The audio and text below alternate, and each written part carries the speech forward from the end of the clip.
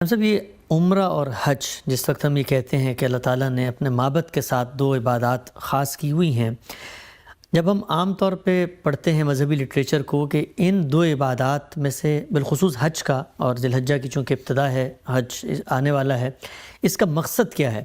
تو ایک تصور جو بہت تفصیل سے کتابوں میں ملتا ہے وہ یہ کہ حج دراصل مسلمانوں کی سیاسی اجتماعیت، ان کی شوکت، ان کے اتحاد اور ان کو قریب لانے کے لیے عالمی سطح پر ایک فروغ کا اجتماع بنا دیا گیا ہے۔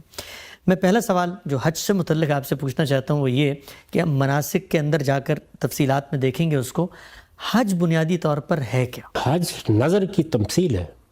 ہم اللہ تعالیٰ کے حضور میں نظر پیش کرنے کے لیے جاتے ہیں۔ اس دنیا میں کیا کشمکش برپا ہے، قرآن مجید نے اس کو بڑی تفصیل کے ساتھ بیان کیا ہے۔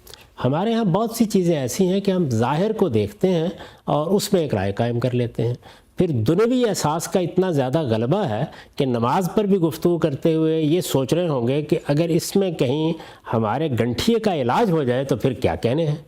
اللہ تعالیٰ کے ساتھ تعلق، اللہ کی معرفت، اس کے نتیجے کے طور پر اس کی یاد، اپنے پورے وجود کو اس سے متعلق کرنا، یہ ہمارے یہاں ثانوی چیز بن چکی ہے۔ بلکہ بسا اوقات ایسا ہوتا ہے کہ لوگ عبادات کو استخفاف اور استہزاء کا نشانہ بنا لیتے ہیں، یعنی وہ یہ سمجھتے ہیں یہ پوجا پاٹ کیا چیز ہے۔ یعنی اس کا مطلب یہ ہے کہ انسان کو انسان کی حیثیت سے سمجھا ہی نہیں گیا۔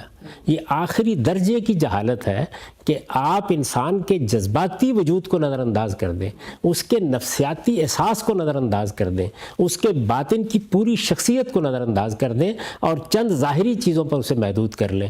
میں اپنی ماں سے لپٹ جاتا ہوں، میں اس کے پاؤں پکڑ لیتا ہوں، میں کھڑا ہوا اس کے پاؤں دباتا رہتا ہوں، میں اور بہت سی ایسی چیزیں اختیار کرتا ہوں۔ ان کو آپ منطق کی میزان میں تولیں گے، میرے پورے وجود کا تعلق پیدا ہوتا ہے۔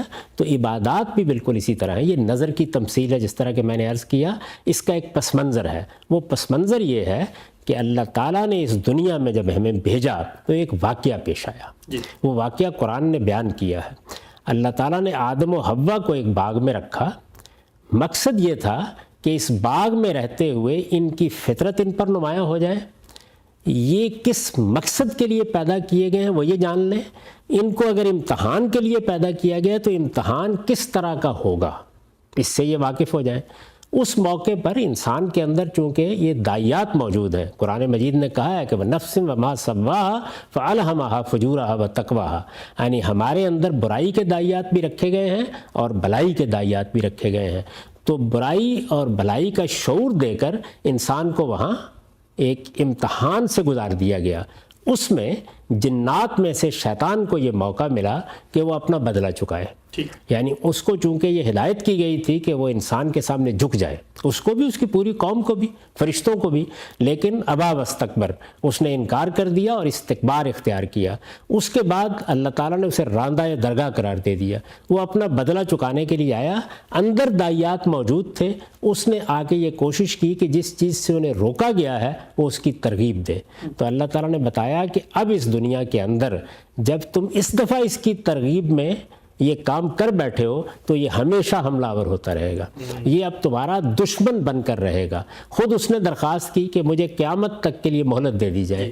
تو میرا دشمن میرے اندر بھی موجود ہے، وہ میرا نفس اور اس کے داعیات ہیں، اور جنات میں سے شیاطین جن بھی اور شیاطین انس بھی، یہ سب کے سب بھی یہی خدمت انجام دیتے رہتے ہیں۔ تو شیطان کے خلاف جنگ یہی در حقیقت مذہب کا خلاصہ ہے۔ یعنی اس دنیا میں مجھے کیا کرنا ہے، مجھے یہ جاننا ہے کہ شیطان میرا دشمن ہے اور یہ میری طرف آئے گا، یہ اسی طریقے سے میرے اوپر حملہ آور ہوگا جیسے میرے ماں باپ پر حملہ آور ہوا تھا، ابو الآبا پر حملہ آور ہوا تھا، یہ اسی طرح حملہ آور ہو۔ سورہ اعراف میں پڑھیے تو اللہ تعالیٰ کہتے ہیں کہ یہ اسی طرح تمہارا لباس اتروائے گا، اسی طرح جنس کے داعیات کو برانگیختہ کرے گا، اسی طرح تمہیں گمراہ کرنے کی کوشش کرے گا۔ تمہارے اندر جو تقوی کا لباس ہے یہ اس کو اتروانے کی صحیح کرے گا، اور یہ چیز جو ہے اس چیز کو گویا ایک کشمکش میں ڈال دیا گیا ہے۔ اللہ تعالیٰ چاہتے تو اس کو وہی ختم کر دیتے، لیکن چونکہ انہوں نے انسان کو امتحان کے لیے بنایا ہے تو امتحان کے داعیات کے لیے یہ ضروری ہوا کہ وہ اس کشمکش سے گزرے۔ تو شیطان کے خلاف جنگ دو لفظوں میں یہی حقیقت میں مذہب کا پیغام ہے. ہمیں یہ جنگ لڑنی ہے.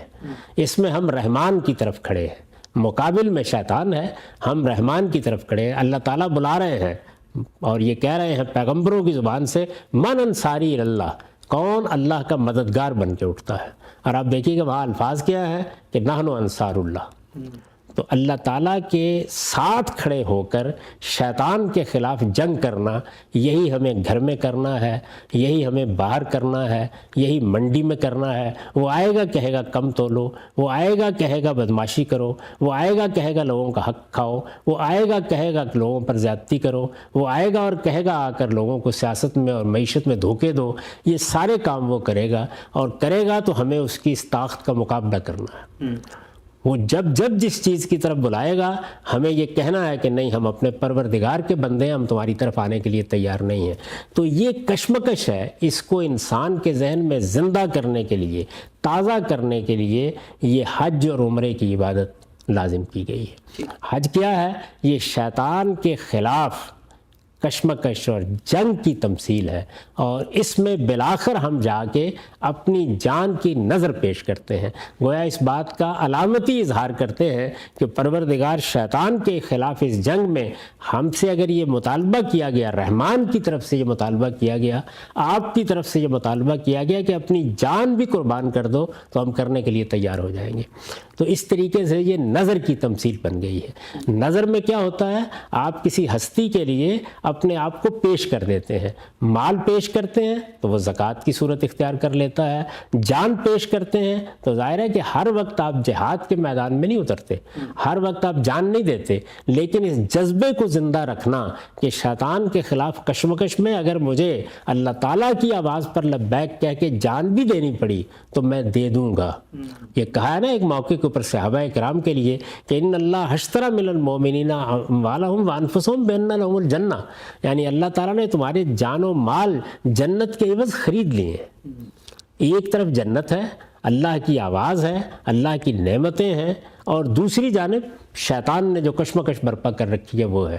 تو آپ کس کے ساتھ کھڑے ہیں؟ رحمان کے ساتھ کھڑے ہیں.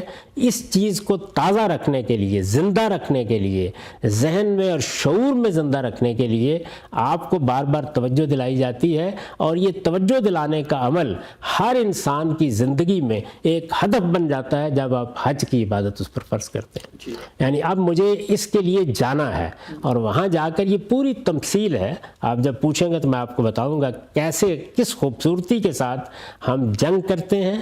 یعنی علامتی طور پر جہاد اور جنگ کو, شیطان کے خلاف جنگ کو ممثل کر دیا گیا ہے, اور آخر میں گویا اپنے آپ کو پیش کر دیتے ہیں, علامتی طور پر پیش کر دیتے ہیں. قربانی اصل میں اس کا منتہا کمال ہے.